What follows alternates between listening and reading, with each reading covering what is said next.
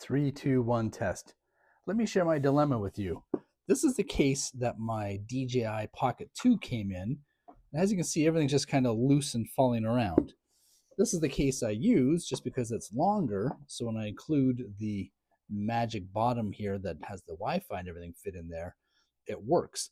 But it's still rather cumbersome. And as you can see, I had to cut out this piece of styrofoam to keep it from sliding around, which is why I picked up this here from Amazon. This is just a little, should be the case that it was meant to come with, but I seem to have misplaced. Let's see how well it fits, shall we? Oh, look at that. Very nice.